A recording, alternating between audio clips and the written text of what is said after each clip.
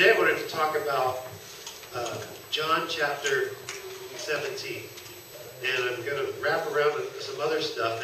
And what got me into it, we're doing a book study of John in our house with some young adults. And we were reading through John, and it's like, all through it, Jesus is talking in parables. I mean, I'm sure Jesus said lots of things, but John recorded lots of parables. And I thought about it, and I thought, it reminds me some of what we get into in our entertainment, like TV and movies and books and things like that. How mystery is something that kind of sucks us in.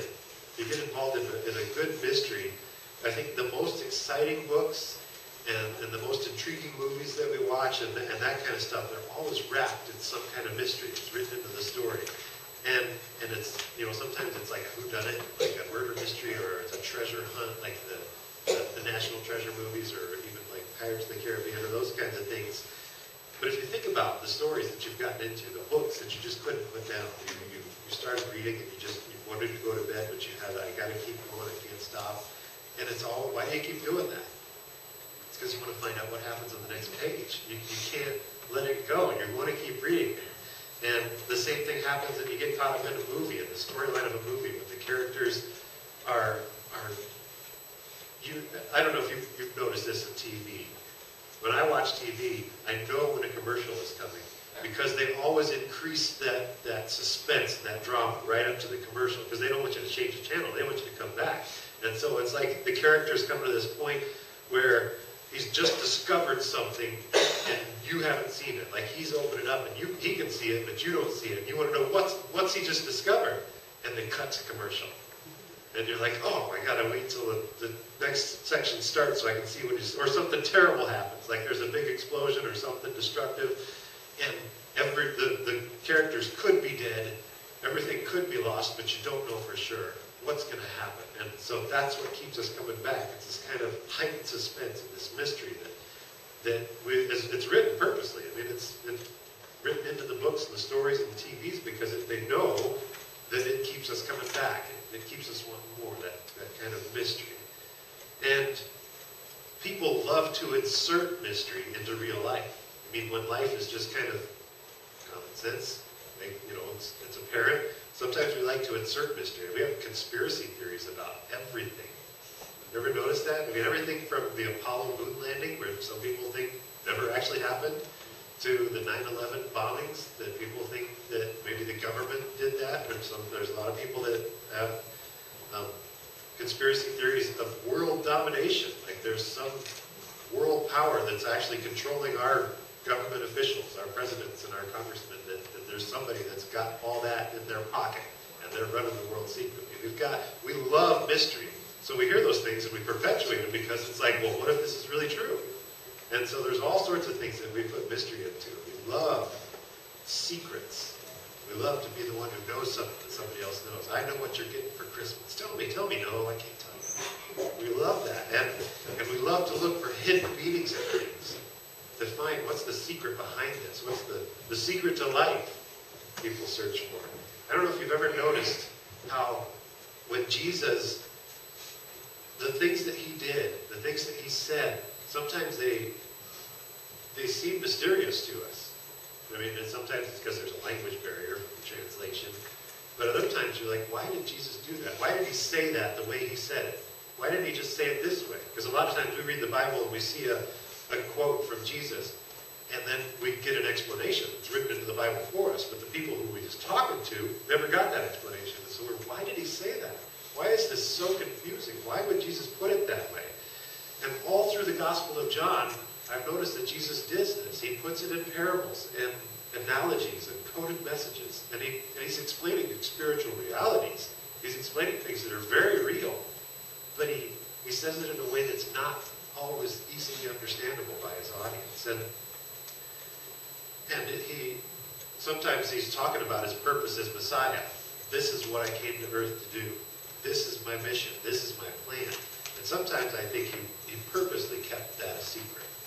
Because people, I actually think it's kind of funny sometimes when I think about this. Because I'm sure in the few years that Jesus spent doing his ministry, when he gathered his disciples, he was going around, that he said all sorts of things. I'm sure that the disciples and him were having all sorts of deep discussions. We had a great discussion in Sunday school today.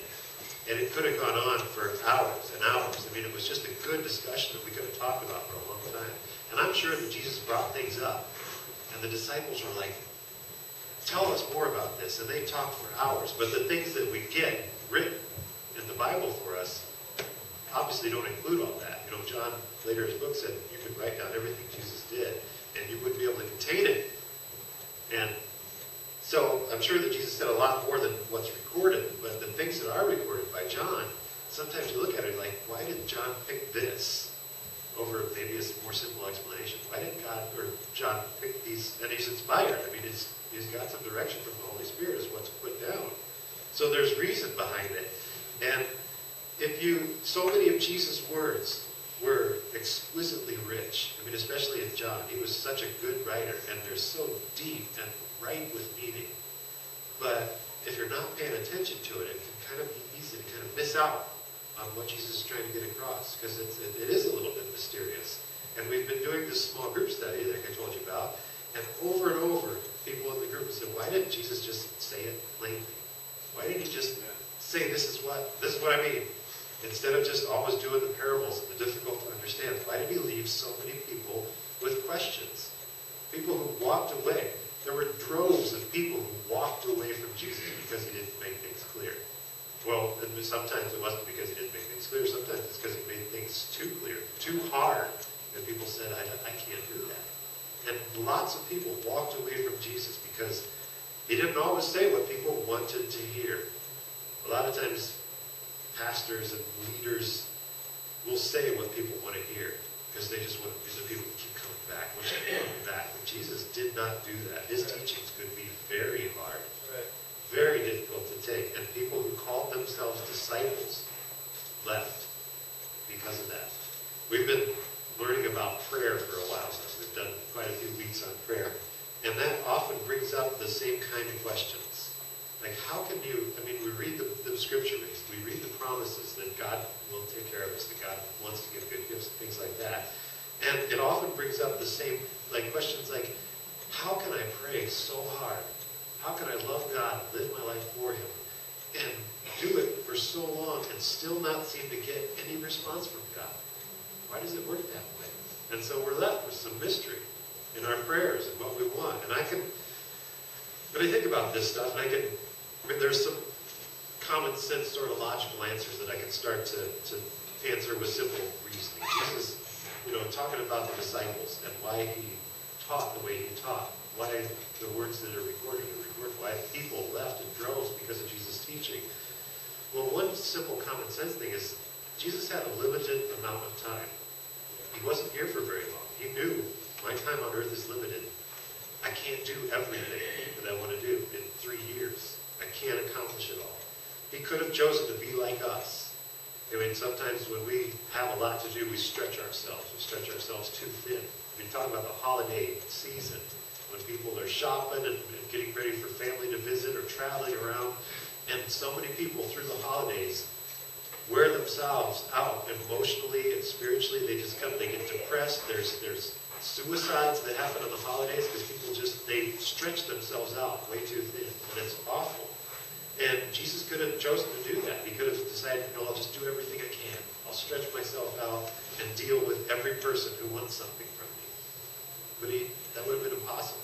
He would have been worn out and would not have accomplished what he came here to accomplish. He could have gone for popularity, like a lot of people do. He could have said, I'm just going to tell people what they want to hear, and I'll get lots of people to come, and they'll never leave me, and they'll follow me around, and it'll be great. I'll be this big, huge, massive church, and it'll be wonderful. He could have gone that route like a lot of people do today. He could have focused his energy on making people happy. But he didn't do that either. He chose to focus on something else, something that was much more important. Because nothing is a mystery to Jesus. Jesus understands everything. Jesus knew what he was about. Jesus knew exactly what he was doing. It was not a mystery to him. And he's had this same plan since he created the world.